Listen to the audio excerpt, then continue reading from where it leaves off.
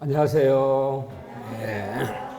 자, 오늘도 합격의 염원을 담아서 우리가 같이 100문제를 빠른 속도로 풀어야겠죠. 네, 빠른 속도 풀면서 좀 문제를 어떻게 뽑아왔냐면 좀 지문 중심으로 뽑다 보니까 이렇게 40문제가 다리 지문이 길다는 게 아니라 너무 예를 들면 한 50점 밑에 빼버리고 80점 이상 문제 빼버리고 그 중간 난이도, 중상급 난이도를 제가 예상시 되는 부분을 3배 정도로 뽑은 거예요. 그렇기 때문에 조금 중상급이다. 그래서 굳이 점수를 말하자면 한 55점부터 한 75점, 요 정도 들어가는 게 주종을 이루는 거예요. 이렇게. 물론 이 중에는 80점 이상 문제도 몇 문제 있고 50점 이하 문제도 몇 문제 있지만 거의 주종 그렇다. 중상급이라는 거예요. 그래서 지문을 읽어보자. 지문을. 그래서 여러분들이 지문을 한 번씩 읽어보는 것 자체가 바로 복습이다. 그래서 지문이 좀 뻗다 보니 좀 지문이 좀 길었다는 거. 바로 문제 1번부터 들어갈 거예요. 제가 예상시 되는 부분만 뽑은 거예요. 그래서 예상시 되는 부분에서 예상시 되는데 나와도 어쩔 수 없는 부분은 빼버리고, 뭐 예를 들면 뭐 공동저당이라든가 법정상권 이런 건 어렵게 나오면 어차피 우리 틀려요. 그래서 빼버리고, 그러면 100문제 중에서 연애 시험장 가면 40문제 중에 적어도 34, 5문제는 요 문제를 만날 거예요. 요 문제를 만나는데 지문은 바뀔 수가 있겠지. 한두 지문. 그렇지만 여기를 벗어나지는 않는다. 늘. 자, 바로 1번부터 볼게요. 분위기가 너무 숙연하네. 그래요. 무서워 죽겠어 아주. 요즘은 눈을 못 맞추겠어. 무서워서. 자, 1번 문제인데 우리가 늘 41번, 42번 민법 첫 번째 문제는 추상적인 용어를 묻는 경우가 참 많아요. 자, 1번 얘기 볼까요? 갑은 부동산을 여러분들 그 시험장 가면 뭐 X, Y 부동산만 이렇게 나오는데 X, Y 이런 거 읽지 마세요. 읽으면 더 헷갈려. 그냥 부동산을 이렇게 읽는 게 좋아요. 갑은 부동산을 을에게 매도하고 소유권 이전하게 해주었다. 을이 매순이죠. 병으로부터 금전을 차용하면서 이 부동산에 병을 위해서 저당을 설정해 줬다. 갑과리 매매에서 매수를 앞으로 등기낸 다음에 병에게 저당을 잡혀줬다. 다음 중 옳은 것은 항상 정답을 먼저 얘기할게요. 정답은 물론 1번이에요. 1번이 맞는 문장이다. 그럼 왜 맞았나 뭔가 볼게요. 이 갑걸 사이에 매매 계약은 범위 요건이라 부르고 매매는 범위 요건이라 부르고 그로 인해서 매수일이 매도인에게 소유권 이전 등기 청구는 법률 효과에 해당한다. 맞는 지문, 틀린 지문. 이 맞는 지문인데 여기 어쩌다가 한정 청약이다. 청약 팔겠다. 승낙이다. 사겠다. 그럼 이걸 뭐라 부르냐? 청약, 승낙을 의사표시라 불러요. 한마디로 얘기하면 학문적인 거 묻는 거예요. 민법 공부할 때 청약이다, 승낙이다, 의사표시가 학문적으로 뭐냐고 굳이 물으신다면, 묻지 말고 물으신다면 뭐라 대답해야 돼요? 의사표시는 법률 사실. 법률 사실. 이렇게 불러야죠. 청약, 승낙이 모여서 청약, 승낙이 합체해서 매매가 성립하면 매매, 또 임대차 계약이 성립하면 교환 계약이 성립하면 각종 계약의 각종 계약의 뭐 성립 또는 여기 각종 계약을 법률행위라고 부르죠. 법률행위. 그리고 이제 법률행위를 의사표 개수에 따라 단독 법률행위, 계약 법률행위, 합동이 나눠지잖아요. 그러면 매매, 각종 계약의 성립, 법률행위가 뭐냐고 굳이 학문적으로 이걸 물으면 법률행위는 우리는 법률 요건이라고 부르는 거. 법률 요건. 법률행위는 법률 요건. 용어들이야. 이게 무슨 뭐 의미가 있는 건 아닌데. 근데 민법은 사실이 모여서 요건이 되는 거야. 사실이 여러 개 모여서 요건이 충족되면, 요건이 모두 구비되면, 충족되면 반드시 뭘 준다? 효과를 줘요. 요건이 모두 구비되면 효과가 생겨요. 법률 효과라 부르죠. 근데 우리가 효과란 말이 떨어지면 법 효과를 줬다 이 말만 떨어지면 사람과 사람 사이에 권리무 관계가 발생되는 거. 응? 대금지적 청구권 권리 발생, 물건 인도 청구권 권리 발생, 각종 청구권 권리 발생, 권리 발생은 법률 효과라 부르는 거죠. 이렇게요. 이렇게요. 그러니까 청약이다, 승낙, 의사표현 법률 사실, 매매, 임대차, 교환, 각종 계약 법률 요건, 그 결과 발생하는 대금지 청권이니 이전의 청권이니 물건인도 청권이나 각종 권리 발생 법률 효과. 요걸 꼭 기억해 주셔야죠. 요 정도 물을 수 있죠. 요 정도는 1번 맞아요. 자, 그런 다음에 나머지 지문 정도 봐주시는데 4번 봐보세요. 의뢰 저당권 설정은, 자, 돈 빌려 저당 잡았어요. 돈을 빌려주고 저당 설정하는 것은 준법률행위에 해당한다. 틀린 지문인데, 자, 우리가 이제 법률행위라는 것이 있고, 간단하지만 이 정도는 좀 학문적이니까 크게 전 준법률행위가 있는데, 법률행위건 준법률행위건 이것이 이루어지면 사람과 사람 사이에 뭔가 법의 효과, 이 법의 효과를 줘요. 권리가 생기는데 법률행위는 어떻게 효과를 주는 거예요? 법률행위는 내 원했던 사람과 원했던 대로 의사표시해서 원하는 대로 권리를 만들어가면 법률행위. 근데 준법률행위는 효과를 주는데, 권리를 주는데 내 의사를, 내 마음을, 의사를 고려함이 없이 법률 규정에 따라서 획일적으로 효과를 줘버리면 내 의사를 고려하잖아요. 이건 준법률행위가 부르는 거죠. 둘 다 효과 생겼는데 내 원했던 사람과 내가 원했던 대로 이 권리 관계를 만들어가면 이건 법률행위고, 그렇죠? 내 의사와 관계없이 법률 규정에 따라 획일적으로 권리 관계를 줘버리면 준법률행위가 부르는 건데, 그래도 개념은 잡고 있어야 돼요. 저는 예를 들면 어느 분이 돌아가시면서 유언했어. 나 죽으면 내 재산을 어떻게 남긴다. 돌아가신 분이 유언 유증하는 것은 법률행위예요? 준법률행위예요? 법률행위죠. 그러니까 돌아가신 사람의 의사에 따라서 누구에게는 집을, 누구에게는 누구에게는 재산 얼마씩. 본인이 원했던 대로 재산을 남기잖아요. 그럼 원했던 대로 효과 줘야지. 유언장 썼으면. 이거 법률행위 한 거야. 근데 이번이 갑자기 돌아가시면서 유언 유증도 없었어. 갑자기 심장마비 돌아가셨어, 이렇게요. 그러면 그분의 재산을 어떻게 되는 거예요? 상속인들이? 그분이 뭘 원했던 하자, 누구한테 더 주고 싶던 덜 주고 관계없이 법률 규정에 따라 배우자 1.5, 모든 자식은 아들, 딸, 구분 없이 1대1 똑같이 획일적으로 분배하잖아요. 상속은 뭐예요? 준법률행위. 유언 유증 뭐 한 거예요? 법률행위. 재산을 나눠주는데 내 원했던 대로 나눠주면 이건 법률행위. 내 의사, 돌아가시면 의사 관계없이 법률 규정에 따라 획일적으로 분배한 상속은 준법률행위. 이렇게 보여야죠, 이렇게요. 이거 하나씩 기억하시면 돼요. 이렇게요. 법률행위, 준법률행위. 근데 저당 설정하는 것은 아내가 채권 채무 계약 맺고 저당 설정 계약 맺고 원하는 대로 저당 잡는 거지 법률 규정에 따라 잡는 게 아니잖아, 이렇게요. 그럼 뭐예요? 저당 설정하는 것은 법률행위. 법률의 규정에 따라 획일적으로 처리한 건 준법률행위. 법률 규정에 따라 처리하는 게 아니잖아요. 틀렸죠? 네, 그래서 용어 두 가지 용어 봤어요. 이 정도는 1번 문제 늘 나올 수 있는 소지가 있어요. 자, 2번 문제 볼까요?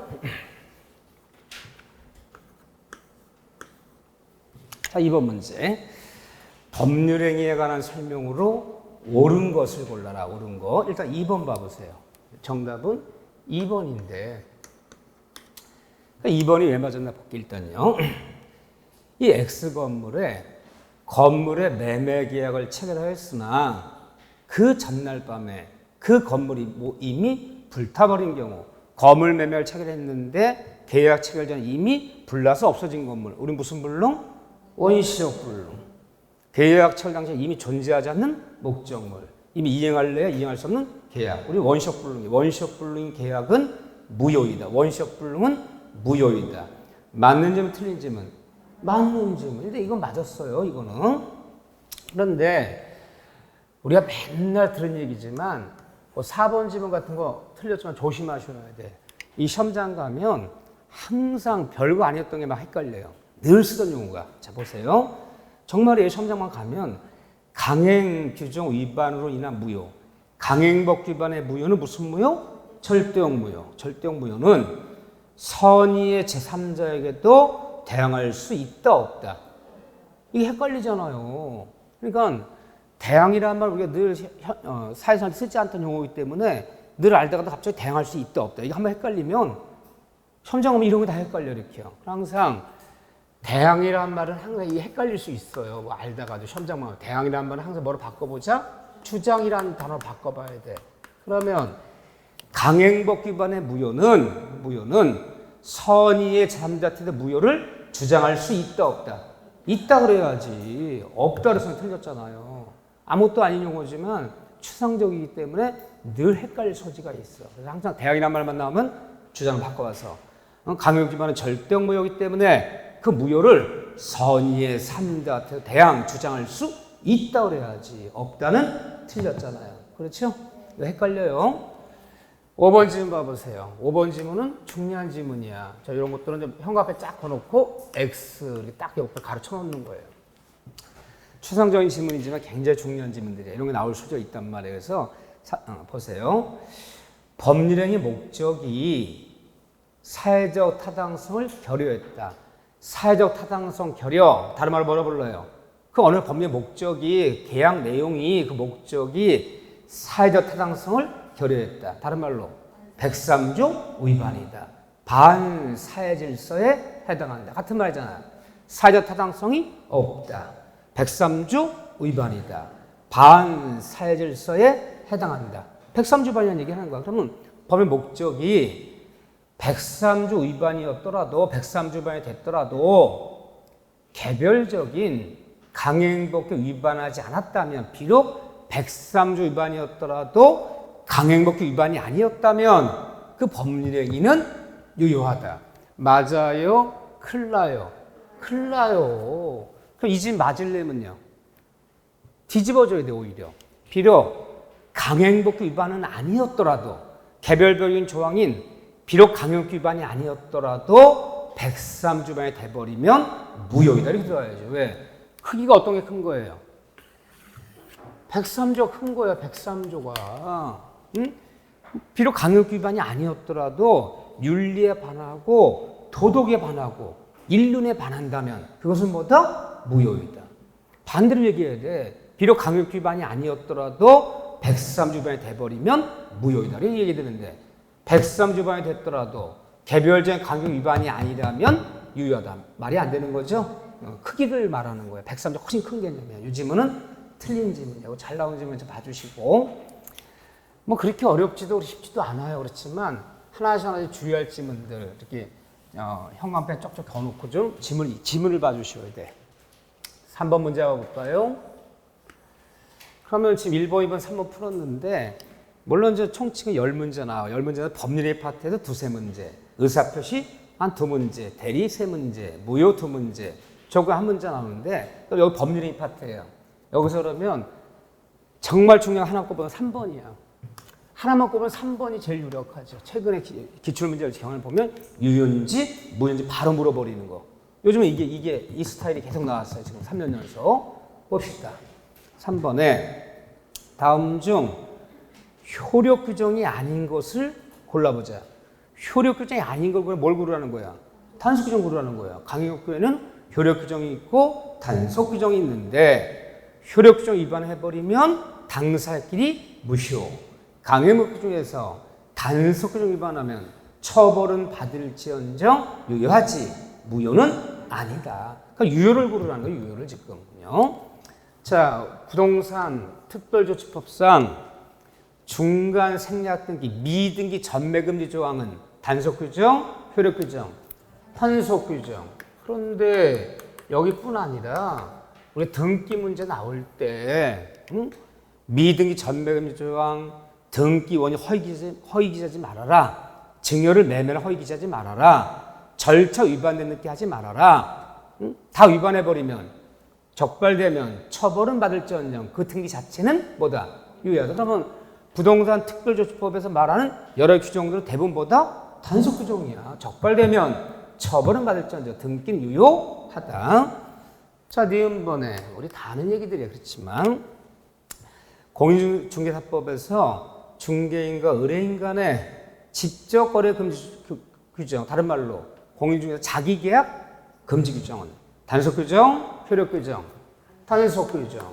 그래서 중개사가 막힌 중개 의뢰물을 자기가 직접 매수해버리면 자기 계약 거래 금지 규정 위반하면 적발되면 처벌은 받을지언정 그 매매는 등기 유효하다. 그렇죠?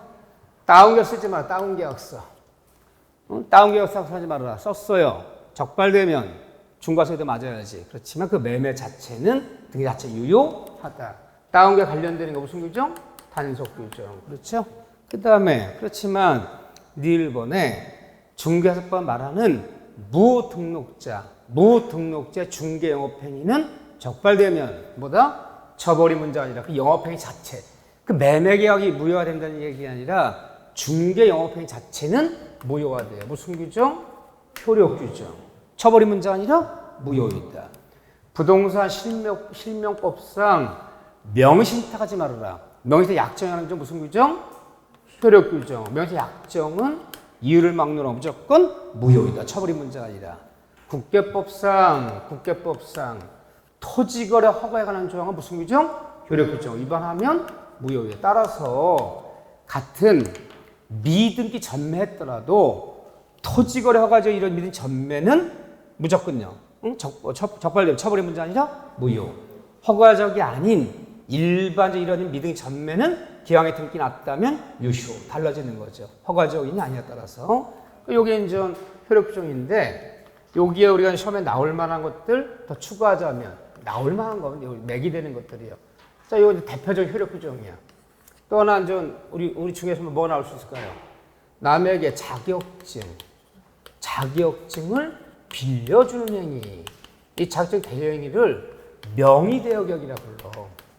너 중에 자격증 빌려줘서 네 자격증 걸어놓고 내가 영업할게. 한 대 50만 줄게. 이 명의대여 계약은 자격증 대여 행위는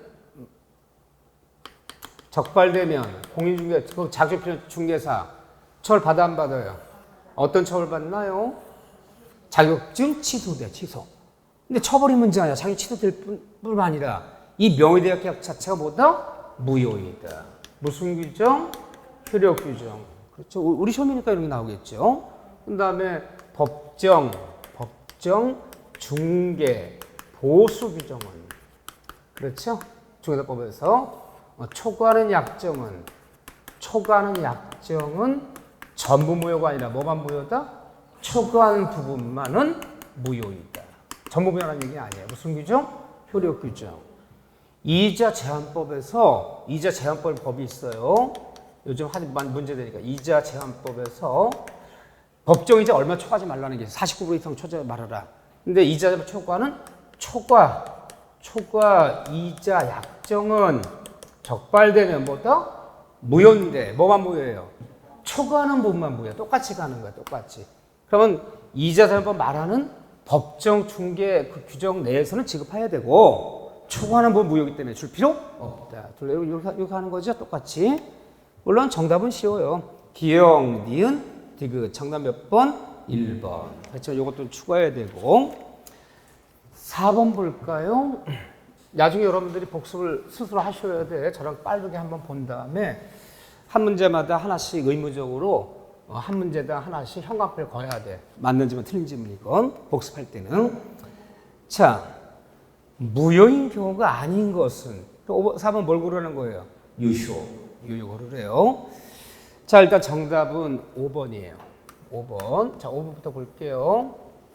5번에 변호사가 민사소송의 당사자를 승소시켜주고 그 대가로 소송물의 일부인 임야 지분을 양수받기란 약정.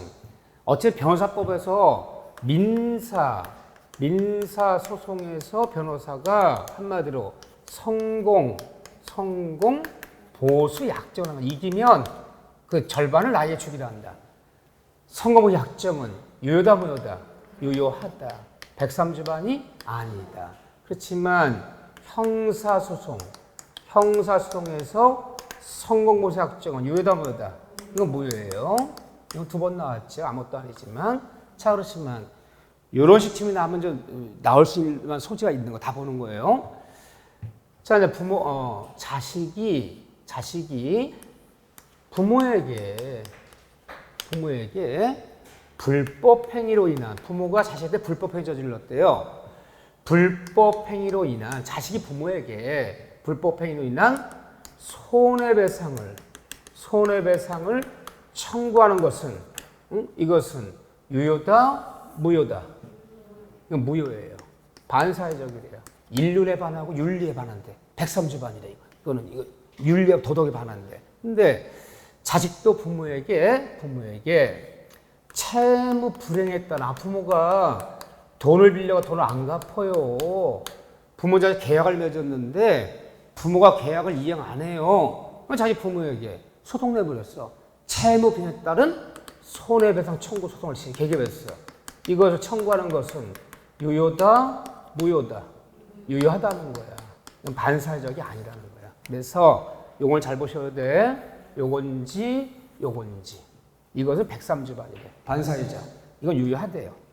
또 하나, 이런 시험이 나오면 또 하나 이제 나올 만한 게, 이거 왜 묻는지 몰라. 근데 어쨌든 모르니까, 우리 시험 범위에 속하는 안 속하는 떠나서 모르니까 이렇게 물었을 때 하나는 이 증권거래법이라는 법이 있어. 이 증권거래법에서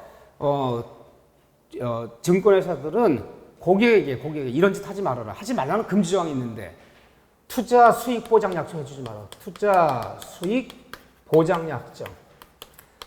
우리 지점에 100억만 투자하시면 1년만 투자하시면 수익률 10% 보장해드리겠습니다. 지금 나 써줬어. 투자 수익 보장 약정은 유효다, 무효다? 이건 무효예요. 하나만한 특이하게야. 이거 수익 보장해주지 않았다고 소송으로 달라고 요구할 수 없어요. 그런데 증권회사에서 고객이 그 증권 직원에게 투자 일임 약정이라 불러요. 다 우임장 써드릴 테니까 증권 직원께서 사고팔 네 맘대로 해라. 네 맘대로 사고팔고 계좌만 불려달라. 근데 걔가 우임장 써달래. 이걸 뭐라 불러? 투자 일임 우임 약정이라 불러. 그래서 증권 직원 내 계좌 다 관리하는 거야. 지 맘대로 사고팔고 막 일으켜요. 그래서 사고팔고 많이 했는데 이 다음에 1년 만에 뭐 만들었어요? 깡통. 다 수수만 나고 아무것도 없어. 투자 일임약정. 내 운장 써준 거야. 투자 일임약정은 적발되면 처벌받을지언정. 유효다, 무효다? 유효하대요. 이거 무효가 아니래요. 요렇게 기억하셔야 돼. 요거 더 추가하는 거예요. 네, 완벽하게 유효인지 무효인지. 정답 5번인데, 뭐 1번이건 3번 읽을 것도 없고, 뭐 율락이 어떻고, 부척관계가 어떻고, 이건 뭐 논할 것도 없는 거고, 우리는 다 반사적이니까. 4번 지문 보세요. 자, 4번 지문을 주관식으로 대답해 주세요. 뭐라고? 도급인이, 여기 잘 읽어보세요. 도급인이 공사 완공이 불가능할 정도로 공사기간 단축 요구해요. 도저히 그 기간에 완성시킬 수가 없는데 그 기간 단축 요구하여 수급인이 그 공사 같은 데 부득이 어쩔 수 없이 이에 응했어요. 그런데 만일 이 단축된 준공기간을 위반해버리면 현장 지체보상금을 물기로 하자. 이렇게 계약을 맺은 거야. 도저히 불가능한 계약기간을, 공사기간을 주면서 이 기간에 완성시키지 못하면 현저한 보상금을 물기로 하는 특약을 맺어버렸어요. 이렇게요. 이게 뭐에 해당될까, 이게? 폭리행위야, 폭리. 4번 옆에 쓰세요. 상대방의 궁박한 사정을 이용해서 현저하게 불균형적인 행위를 해버린 거야. 이해되시죠? 그래서 이거 공사 맡으니까 어쩔 수 없잖아요. 그래서 이걸 폭리에 해당된다. 그래서 요 짐은 그대로 기억하셔야 돼요.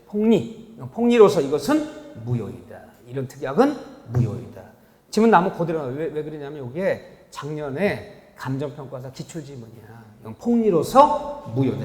이 기출지문들은 다 지금 나무 그대로 나오는 거야. 그대로. 폭리로서 무효예요. 이렇게 봐주시고. 자, 5번 문제 볼게요. 이렇게 급하게 풀어도 오늘 100문제 풀려면 해 떨어져요. 그래서 조금 보면 바빠요. 그럼 여러분들이 나중에 좀 이렇게 좀 복습을 해 주시라는 거예요. 이렇게요. 5번 봐보세요. 자, 지문들 다 읽어보시라는 거야. 갑은 자신의 토지를 을에게 매도하고 중도금도 수령한 후에 다시 병에게 매도하고 소유권 이전 등기 격려해 주었다. 모든 사례 문제는 우리가 시험장 가면 대부분 올해 사례 문제 한 14문제쯤 나오지 않을까 생각해요. 14문제. 이걸 초과하진 않을 거예요. 14문제쯤. 사례 문제 14문제 나오면 사례 문제 2문제, 3문제 정도는 패스할 수 있어요. 근데 짐이 너무 길고 복잡해 보이면 10문제는 풀어야 되는데 모든 사례 문제는 빨리 읽자, 천천히 읽자. 빨리 읽으면 2번, 3번 읽어야 돼요. 천천히 읽으면서 반쯤 읽었을 때 천천히 읽는 거야. 생각하면서 반쯤 딱 읽었는데 머릿속에 떠오르는 뭐가 있어야 된다? 단어가 있어야 된다. 명사. 이 단어가 안 떠오르면 패스. 그건 시간도 오래 잡아먹고 풀어도 결과가 안 좋아. 모든 사례 문제는 주제가 있다. 우리 중에 처음에 주제 없이 막 내는 사례 문제는 없어요. 딱 떠올라야 돼요. 이중매매잖아. 자, 갑이 을과 매매 중돈 받은 다음에 또다시 병과 매매에서 제일매수인, 이중매매.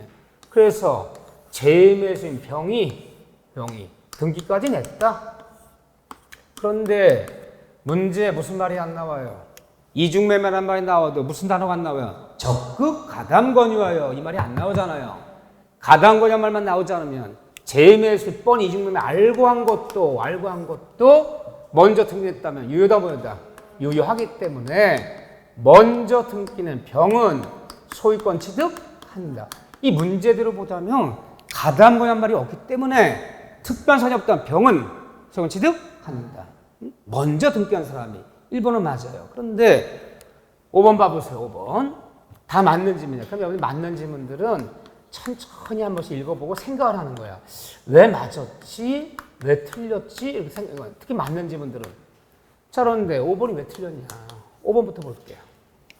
5번에 만약 병의 대리인 무라는 사람이 제일매수인 병의 대리인이라는 거, 대리인무가 병을 대리하여 이 토지를 매수하면서 제일매수인의 대리인 무가 매수하면서 매도인 갑의 배신행에 적극 가담하였다면 누가 적가담했어요? 대리인이 적가담권이었다면 그러한 선을 모르는 병, 대리권 준 병이 몰랐대요. 선이래요.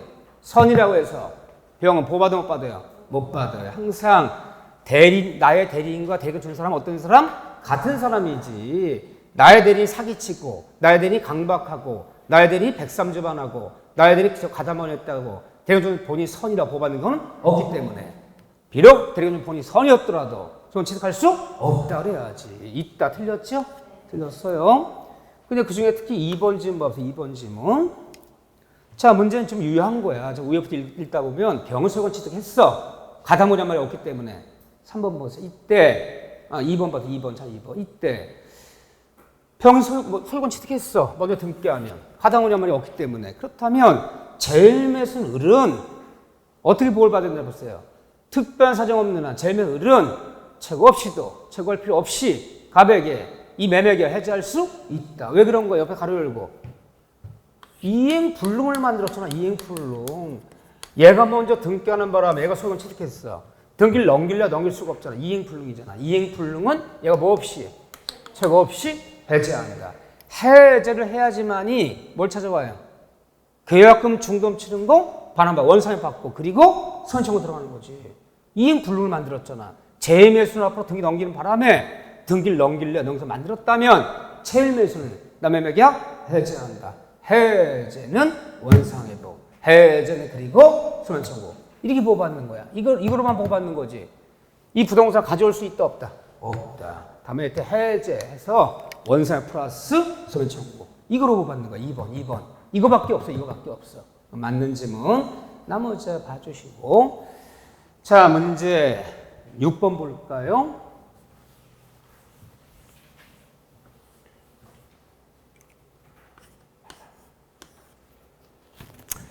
자, 6번 보시면 불공정한 번의 폭행이 물론 다르지만 다 보셔야 돼. 설명으로 옳은 것은 정답은 3번인데 3번이 왜 맞았나부터 볼게요. 불공정한 법률행위가 성립하기 위해서는 폭리자에게 시험장 가면 이것도 헷갈려. 폭리자.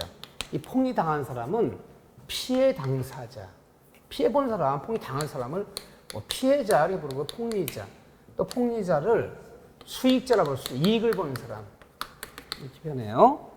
폭리 당한 사람은 피해자, 폭리를 취한 사람은 폭리자 또는 수익자. 폭리자에게 피해 당사자의 궁박 또는 이 점은 또는 5할 또는 경솔 또는 무혐에 대한 인식, 알고 있어. 애가 궁박하다 알고 있어. 알고도 플러스 이를 뭐 하자는 이용하자는 뭐가 있어야 의사가 있어요. 무슨 단어 들어가야 된다? 이용. 안검하고는 폭리가 될 수 없고 이용한다는 인식, 의사가 있어야 한다. 맞는 틀린 질문? 맞는 질문. 그런데 별것도 아니잖아. 맨날 2번이랑 판례 2개밖에 없어. 2번이랑 5번 판례. 저번 봐봐. 왜 틀렸나? 판례 2개밖에 없어요. 5번에 불공정한 법률행위에 있어서 급부와 내가 그래서 중과 반대부 사이에 현저한 불균형이 있으면 이는 현저한 불균형이 있다면 시세 10배 정도 차이가 났다면 이는 당사자의 궁박 또는 경솔 또는 무혐의에 의한 것으로 추정된다. 맞아 틀려요? 틀렸어요. 틀렸는데 말편 이렇게도 하지만 이거 어렵게 쓰면 이거 어떻습니까? 이렇게 얘기해요. 폭리에서 객관적 요건이 구비되었다면 이렇게 표현을 해. 현저한 불균형 객관적 요건에 불러요. 이것이 갖춰졌다면 주관적 요건을 추정한다, 추정하지 않는다. 추정하지 않는다. 똑같은 말이야. 현저한 불균형이 있다고 해서 궁박형 무경험을 추정할 수는 없다.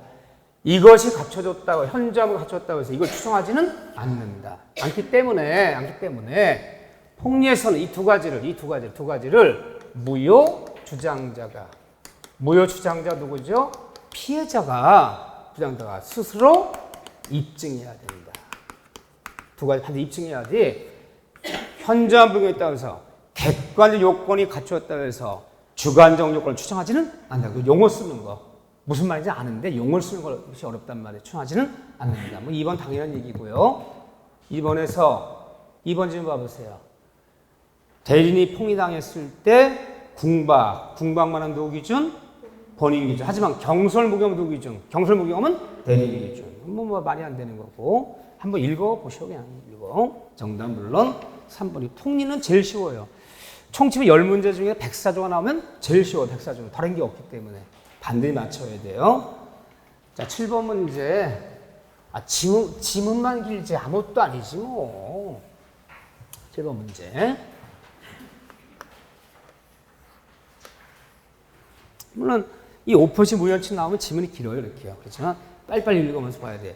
60번제와 90번제 각각 토지를 소유하고 있던 갑은 을에게 90번지 토지를 매도하기로 약정됐다. 약정이 합의됐다는 얘기야. 갑과 을이 매도인 갑과 매수인 을은 90번지 토지를 매매하기로 쌍방 약정 합의가 되었으나 그러나 지번을 착각해서 계약서에는 뭐라 표시했다? 60번지 토지를 매매한다고 표시했다. 그렇죠? 뭐죠? 5표시 무효원칙. A 토지 매매한 합의했으나 B 토지를 표시한 사건. 아파트 301호를 매매한다 합의했으나 계약서는 301호만 103호라고 표시한 사건. 그렇죠? 5표시 무효원칙이죠. 뻔해요. 자, 그 얘기인데 그러면 5표시 무효원칙이 물론 정답이 중요한 게 아니야. 정답은 물론 여기서 옳은 것은 4번이야. 4번 맞는 지문이고 나머지 다 틀린 지문인데 5표 무효 제가 주의할 것만 볼게요. 90번지 매매해놓고 60번지 등기 난 사건. 등기도 낸 사건. 그럼 등기 떼어보면 보통은 등기까지 이루어졌다. 60번지 토지가 등기가 이루어졌다. 이렇게요. 이때 이 등기는 나더라도 60번 등기 나더라도 이 등기는 유효다, 무효다. 이 등기는 무효기 때문에 이제라도 갑은 을에 쫓아가서 또는 등기 말소해달라. 말소 요구할 수 있어 없어요? 요구할 수 있는 거지. 말소해달라. 무효인 등기니까. 또 이게 말소가 안 되고 삼자 병한테 넘어왔다. 병이 선의의 삼자였더라도 얘는 소유권 취득이 된다 안 된다? 안 된다. 등기부에는 공신력이 없기 때문에 무효인 등이 밑거래한 사람 보호받을 수 없다. 첫째는 이 등기 말소 요구할 수 있어. 말소해달라 요구할 수 있어요. 그런데 이런 문제 풀 때, 오표 문제를 풀 때 차고 원인으로 취소한다는 말 쓰면 돼요, 안 돼요? 절대 안 되는 용어 중에 하나가 차고 원인으로 취소한다는 용어는 어디서 쓰면 안 돼?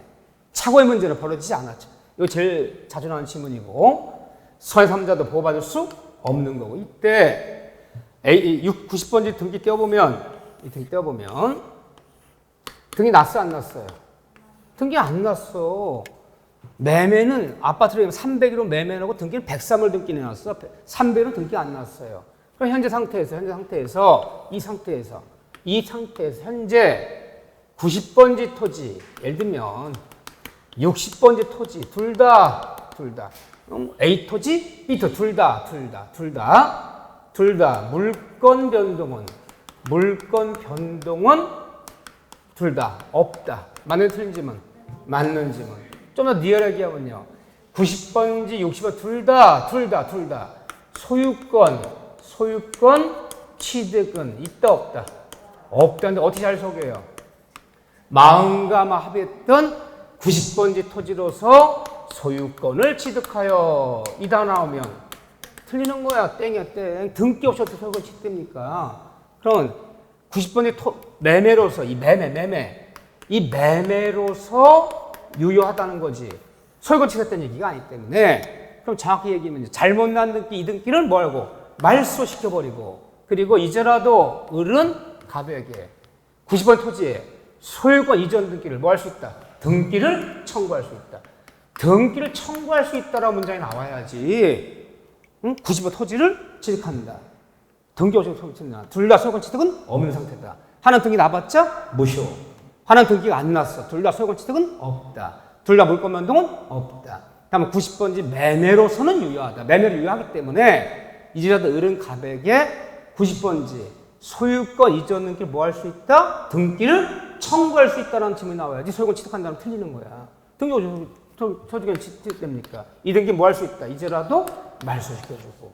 그 문제 읽어보시면 4번만 맞는 질문이야. 4번만. 요 스스로 한번 풀어보시고 연습 한번 해보시고 다 아는 얘기야. 아는 게 더 중요해. 아는 걸 다시 한번 확인하는 거 봐주시고. 8번 볼까요? 이 비진이 표시는 사례 문제 나오는 게 속편해. 차라리 사례 문제 나오지 않고 이렇게 단다시 문제 나오면 다른 의사표식이 단다시 문제 이렇게 어렵지 않은데 비진이 표시 제일 어려워요. 사례 문제가 아니고 단다시 문제를 물으면 이게 제일 어려워요. 107조 농담 거짓말. 증여한다는 마음도 없이 입으로만 증여한다 얘기하는 비진입 표시도 원칙은 유효하다. 그러나부터 우리 예외라고 그러죠. 그러나 예외적으로 상대방이 내가 증여한다 얘기한 것이 나의 진심이 아니라는 것을 상대방이 알거나 알 수 있었을 때, 악의 또는 유가실 때, 그때는 뭐다? 상대방이 악의 또는 유가실 때, 이때는 이 비시표시는 뭐다? 무효이다. 그렇죠? 원칙은 유효. 상대방이 알겠을 때는 무효. 들어가는 건데, 다음 중 비지표시에 관한 설명으로 틀린 것은, 물론 정답은 2번이에요. 그러니까 판례 두 가지는 꼭 기억해야 된다. 다시 한번, 왜? 비진표시 문제 단다시면 나오면 이 두 집은 빠질 수가 없어. 판례. 첫째, 2번 볼까요? 비진입표시에 관한 규정은 대리권을 남용한 경우, 대리권 남용된 경우에는 107조를 유추정할 수 없다. 맞아, 틀려요? 틀려요. 대리권 남용 그러면요. 줄줄 나와야지.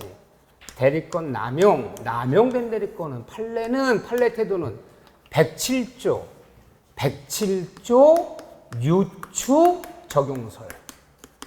판례는 107조 유추. 그러면 남용된 대리권도 원칙은 유효다 뭐다?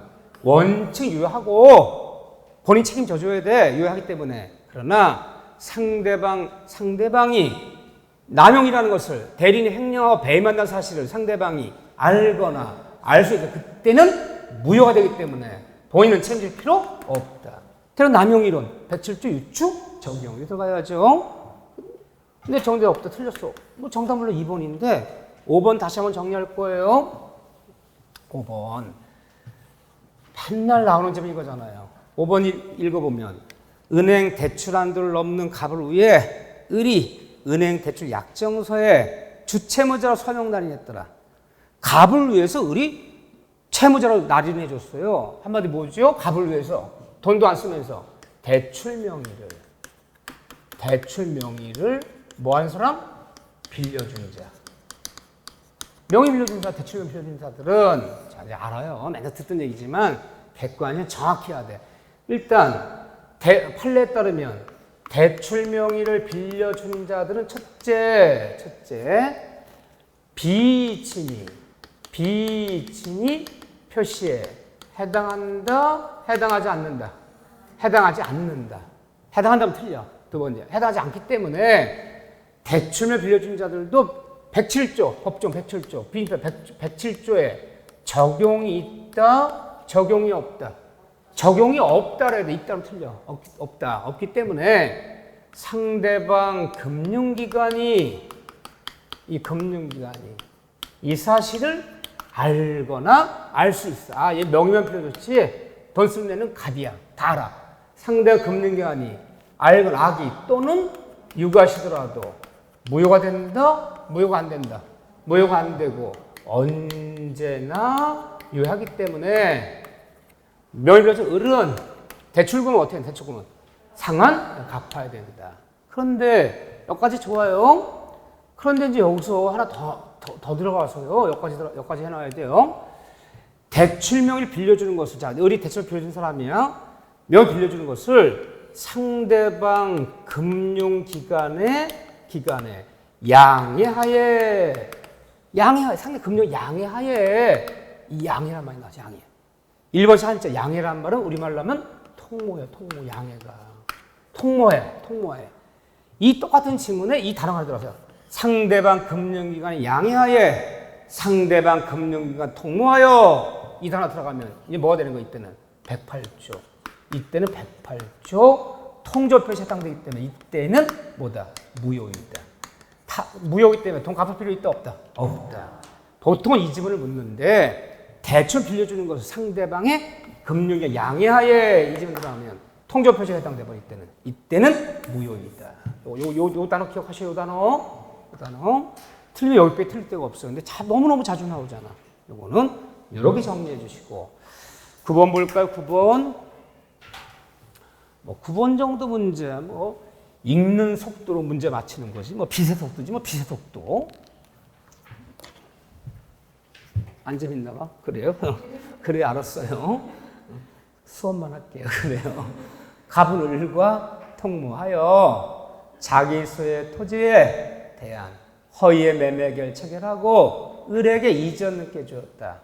뭐예요? 통모 이전을 깨줬다. 가정매매, 통정, 허위표시, 통모하여 갑에서 을로 소유권 이전을 깨주었다. 문제 여기까지만 나왔어요.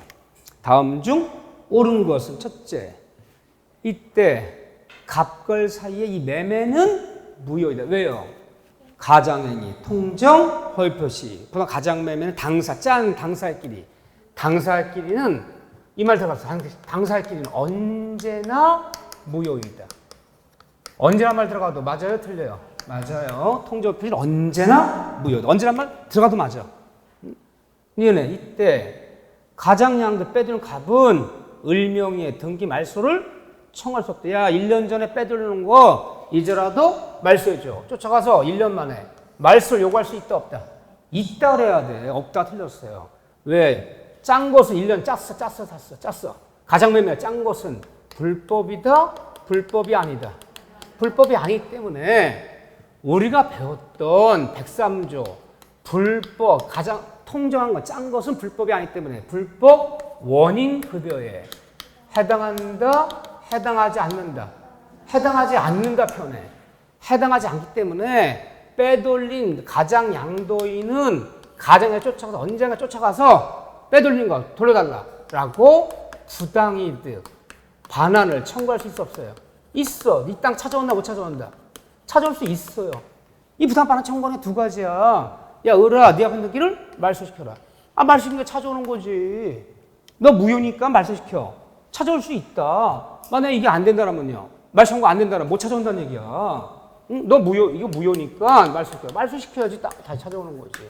부당 반환 청구해서 이 땅 찾아올 수 있다 없다? 있다. 따라서 가본에 쫓아가서 빼돌린 부동산 등이 말소시켜달라. 요구할 수 있다 없다? 있다. 없다. 틀렸어요. 말표 이렇게 하는 거야. 하지만 디귿의 을이 선의의 병에게 토지를 매각하고 병명을 등기해줬다면 선의의 병은 소유권 취득한다. 말 틀려요. 맞아요. 선의 삼자부 규정. 아 어렵지 않겠네. 제일 쉽게 는 거야 지금. 1번에 의 디귿의 경우 선의의 병이 다시 악의에 정확해. 선의 악의. 악의 앞에 넘어가면 얘 소유권 취득하는 못한다. 한다. 무슨 법칙? 엄폐물의 법칙. 그러면 맞는 건요. 기역, 디귿, 니을. 참 쉽기도 하여라. 그렇지만 너무 중요한 문제. 요즘 이렇게 어렵게 안 나와요. 너무 추상적으로 막 꼬고 그러지 않아. 바로 그냥 정면적인 것을 정확히 하나 모르나 기본적으로 묻지 너무 어렵게 꼬지는 않아요. 이렇게요. 네. 뭐 이 주문이야 뭐. 그렇지만 우리가 뭐 예를 들면 9번이니 7번이니 10번이니 부동산에 관련 얘기가 중요한데 이런 게 쉬워요, 어려워요? 오히려 쉬워. 그게 바로 교육의 신이야. 그게. 왜? 여기 나온다고 맨날 여기만 반복한 거 우리가. 그러니까 되잖아. 사실은 굉장히 어려운 파트야. 근데 하도 반복하니까 지루해, 이젠 지루해. 아우, 지루해. 지루하다는 것은 좋은 현상, 나쁜 현상. 좋은 현상, 신선해. 나 신선해 죽겠어, 지금. 응? 이렇게 신선할 수가, 문제가 이렇게 참신할 수가. 큰일 날 얘기.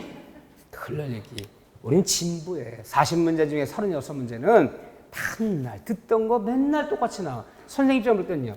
이게 31일 때 기출문제인지 30회 때 기출문제인지 32회 때 문제 섞어버리면 못 골라. 다 똑같아. 문제가 다 똑같아. 어쩜 똑같아. 그래요. 우리는 진부한 시험 보러 가는 거예요. 30만이 응시한 시험을 참신한 문제 내버리면 다과락이야. 큰일 나. 10번 볼까요? 갑은 자기의 소유 토지를 을에게 증여하기를 약정했다. 그런데 증여로 약정했는데 세금 문제 우려하여 을과 짜고 마치 매매한 것을 꾸며서 을 앞으로 등기했다. 뭐한 거에 딱 읽는 순간 부동산 은닉행위. 갑걸이 실제로 이루어진 것은 증여인데 증여세를 포탈하다 겉으로는 매매한 것처럼 가장한 거야. 가장매매. 누굴 속이기 위해서? 이 통조문 표시는요. 가장행위는 제3자를 속이기 위해서. 지네 짜는 둘이는 안 속아. 너 여기서 국세청 속이려고. 응? 그래 등기소 가서 감묘되어 있는 부동산을 소유권 이전 등기 신청할 때 등기 신청서에 뭘 적어줘야 돼? 등기 신청할 때는요. 목적, 원인 다 적어줘야 되잖아. 원인을 뭐라 적었어요? 매매라고 기재했어. 매매라고. 그래 2번 소유권 이전 등기 원인은 물론 이제 옆으로 적을 거야. 접수연월 1, 접수번호, 목적, 원인 다 나와 옆으로. 원인은 매매. 등기 나버렸어. 그러면 등기 원인을 뭐 한 거야? 지금 등기 원인을 허위기재했다 그러는 거야. 실제 지금 매매 허위기재잖아. 등기 원인을 허위기재한 것도 미등기 전매한 것도 기항에 등기 나면 이 등기는 유효하다 유효하다. 다만 원인 허위기재한 것은요. 처벌 받아야지. 부동 특별조치에 따라서 5원 이하 벌금이나 3년 이하 징역 받을지언정 원인을 허위기재한 것도 미등기 전매한 것도 방시 의배된 등기도 기항에 등기 나면 등기 유효하다. 따라 을은 소유권 취득 된다 안 된다? 취득이 된다 안 된다? 된다. 취득이 됐기 때문에 다음 사람 병이라는 사람은 악의의 제3자였더라도 소유권 취득한다 못한다? 취득하기 때문에 갑이 쫓아가서 을이건 병한테 쫓아가서 등이 말소를 요구할 권리는 없다. 다 소유권 취득하는 거다. 말소가 안 되는 거지. 이게 무효면 말소가 될 수 있잖아요. 요구할 수 없다. 그렇죠? 네, 다 소유권 취득한다. 이때 겉으로 들어간 매매. 이 매매로서는 유효다 무효다? 매매로서는 무효. 감춰진 증여로서는 유효. 등기는 어떻게 나? 등기는 유효. 아, 유효인지 무효인지 이거 뭐 쓰는 거 세 단어밖에 안 나오잖아. 그렇지만 정확히. 따라서 맞는 정답은 3번만 맞아서 3번. 나가 다 틀린 질문이야. 왜 틀렸는지 다시 한번 확인하셔야지. 3번. 갑은 을을 상대로 이전 등기 말소를 청구할 수는 없다. 등기 말소 요구할 수 있다 없다? 없다. 다 유효한 등기잖아. 말소 요구할 수 없다. 있다 그러면 큰일 나는 거지. 있다는 다 무효인 등기라는 뜻이잖아. 말소 요구할 수 없다. 을이건 병이건. 누구한테고 갑은 말소 요구할 수가 없다. 다 유효하기 때문에 정답 3번이에요. 나머지 질문이야 뭐 다 틀린 질문이고 11번 문제 볼까요?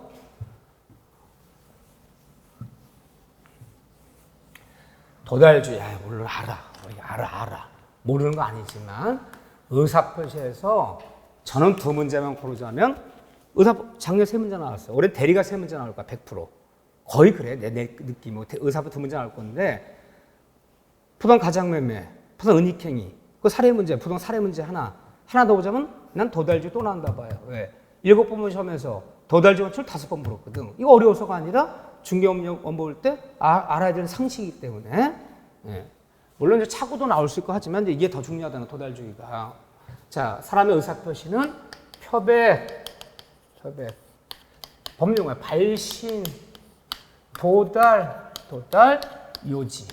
이 네 단계 의사가 전달되는 거야. 그런데 우리는 요지주의는 상대방이 그 내용을 알았을 때 보내준 내용 증명을 까서 읽어봤어. 그 내용을 안 때, 이해한 때, 그때로 발생한다. 상대가 그 내용을 알았을 때, 안 때, 효력 발생한다. 우리 요지주의는 택한 게 한 건도 없어. 요지주의 민법주의 어디도 요지는 없어. 그냥 한 건도 없고, 의사표시가 표백시에, 표백이 뭡니까? 의사표시만 완성되면, 쉽게 얘기해서 서면 작성만 끝나면, 누구한테 발신시키지 않아도, 우리 서류 작성만 끝나면 바로 효력이 발생한다. 우리 표백주의는 우리 민법에 택한 거 있을 거 없을까요? 있어요.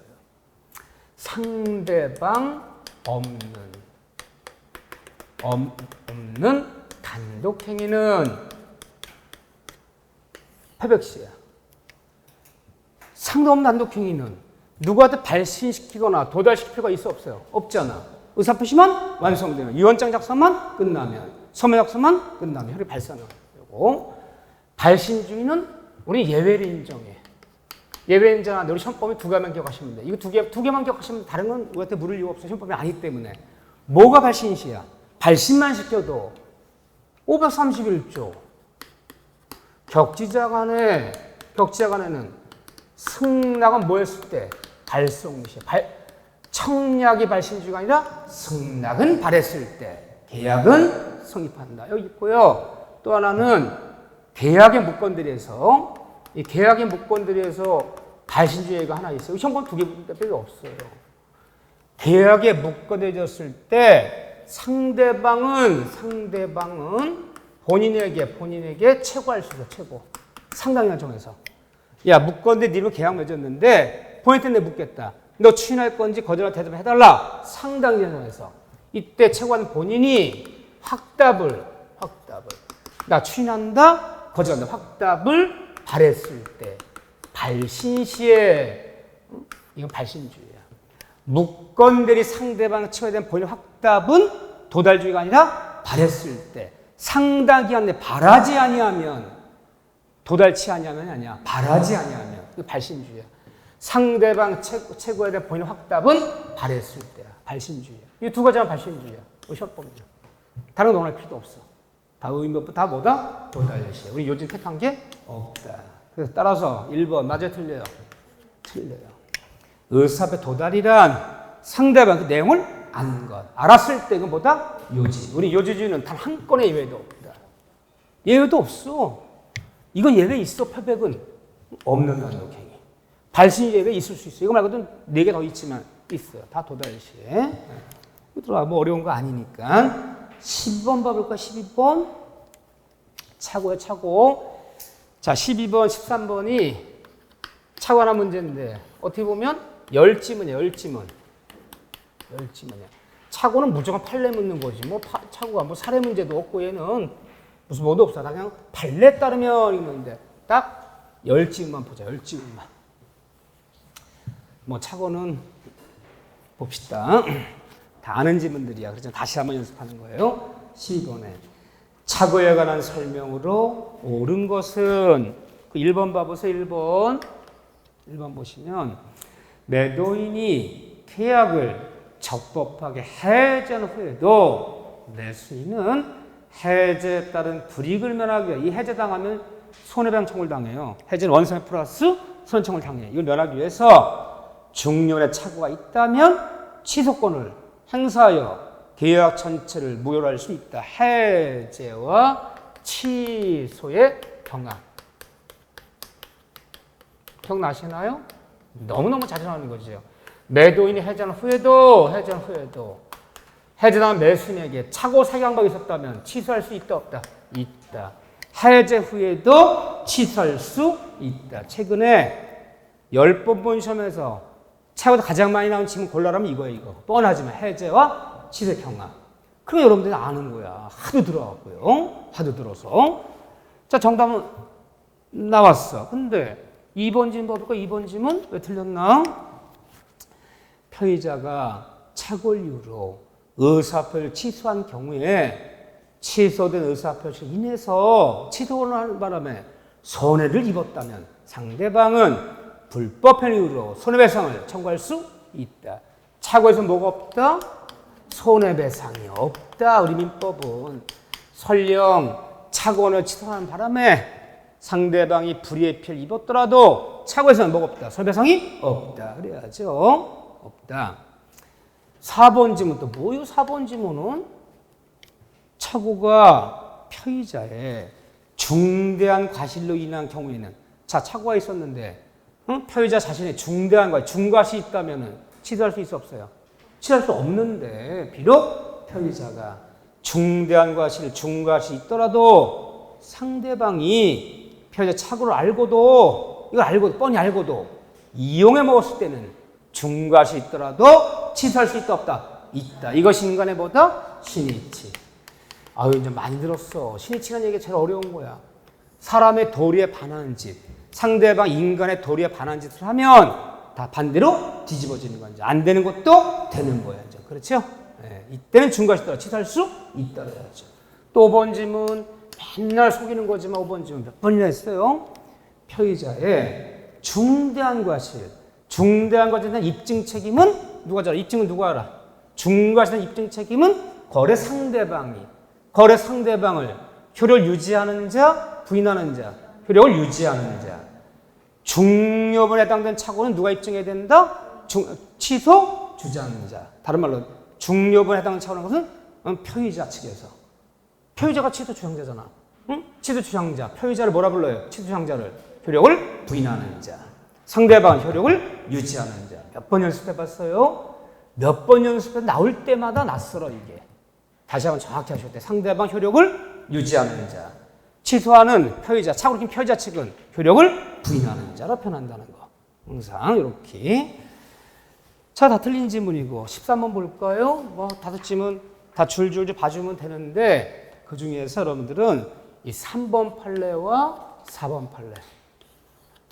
이거는 사실은 모순관계야. 이 논리가 안 맞아. 그렇지만 민법은 논리 따윈 수학이나 물리학이 아니야. 100%라는 건 없어. 그래서 어려운 거야, 판례가. 똑같은 거 얘기를 달라요. 자, 보세요. 유명한 문장이죠. 3번에, 이거 3번, 4번 제일 잘 차고 나오면 이 얘기 나오죠. 부동산 중개업자가 다른 점포를 내 목적물을 오인하여 목적을 잘못 소개했다. 아, 점포를 잘못 소개한 거야. 사무실 점포 분양계약 맺는데 내 코너짜리 원한다. 코너짜리. 1층 복도 코너짜리. 105호가 코너짜리라는 거야. 근데 나중에 알고 봤더니 105호가 106호가 코너짜리였어. 중개업자가 오인하여 매매 목적을 잘못 소개했다. 잘못 소개했는데 잘못 소개했을 때 매수인은 현장 중개사 말만 믿었지 내가 그 점포 뭐 분양 이거 하고 그러는데 현장 확인할 의무가 있다 없다. 판례 따르는 없다 그러는 거야. 중개사만 믿었지 나 현재 확인하지 않았어. 근데 나중에 건물이 젖어서 봤더니 105가 코너짜리가 아니라 106가 코너짜리야. 응? 나 이거 취소한다. 중개본 착오야. 취소한다. 된다 안 된다? 된다는 거야. 자 보세요. 중개업체를 통해서 상가 저 사무실 분양 매매 받을 때는 현장을 확인할 의무가 없기 때문에 매수인이 중개사 말만 믿었지 현장 확인하지 않아도 중과실 없기 때문에 뭐 할 수 있다? 취소할 수 있다. 그런데 4번 집은 얘기 달라. 토지를 매매하는 사람들은 토지를 매매하는 매수인들은 중개사 말만 믿고 매들 말만 믿고 건축가 납니다. 나는 지역입니다. 용도 지역이.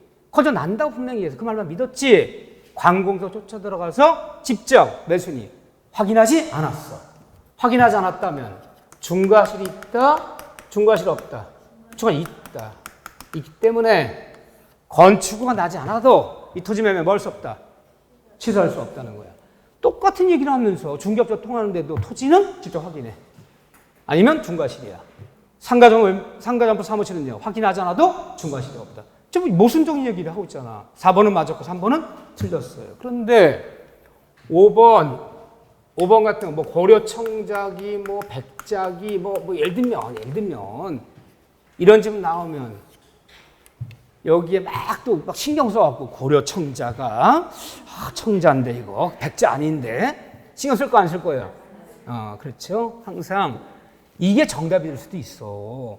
처음 듣는 문제는 103조 막 묻는데 뭐 의료법 무슨 법에 따라서 뭐 총포관리법에 따라서 뭐 총포를 판매한 자가 뭐 총포관리법, 의료 무슨 법, 뭐 국유재산에 종사하는 담당 공무원이 국유재산법 나오면 우리 시험법이 아닌 건 알잖아. 그런 거 절대 고르지 말자. 그게 정답이 되는 한이 있더라도. 그러면 10번 중에 한 번 정답 될 수도 있어 그게. 그러면 항상 하나는 처음 보는 질문이야. 고려청자 백자기. 이거 봐도 시험법이 아닌 것 같아. 근데 내가 볼 때니 1번이건 2번이건 3번이건 4번 정답이 없는 것 같아. 이게 정답 같아 이게. 그래도 이거 정답 걸리면 안 돼. 이 중에 내 눈에 익은 것 중에 지금 뭔가 지금 잘못 생각하고 있어. 그런 생각을 하셔야지. 정답이 없으니까 이 처음 듣는 문제 정답이네. 그렇게 생각하시면 안 돼. 내가 지금 뭔가를 좀 착각하고 있는가. 눈에 익은 것 중에서. 그렇게 하셔야 돼. 그래야지 확률이 8, 90%야. 이 처음 보는 지문이 작년에도 처음 보는 지문 200지문 중에서 1회 때부터 31번도 출제한 적이 없어. 딱 처음 200지문에 처음 나온 지문이야. 그런 지문이 한 10개? 쳐보진 않는데 한 10개 정도 된 것 같아. 한 12개? 10개, 12개 정도. 200지문 중에서 뭐 판례를 묻든 뭘 묻든 처음 나온 지문이야. 그 정답된 거 하나밖에 없어. 12개 지문 중에서. 그러니까 여러분들이 처음 보는 지문 절대 고르지 마셔. 내 눈에 익은 것 중에 뭔가 좀 잘못 생각하고 있다. 이렇게 생각하셔. 확률상. 정답은 5번 고른 사람은 내 쫓아버릴 거야. 고려청자기. 나는 그냥 신선한 걸 좋아한다. 난 도전의식이 강해. 그래서 처음 보는 문장 나오면 막 연구하고 싶어. 그래요. 시험에 붙으신다면 연구해. 정답은 3번이다. 자, 10분 쉬었다. 딱딱 10분만 쉴 거야. 10분 쉬었다가 14번부터 가자고요.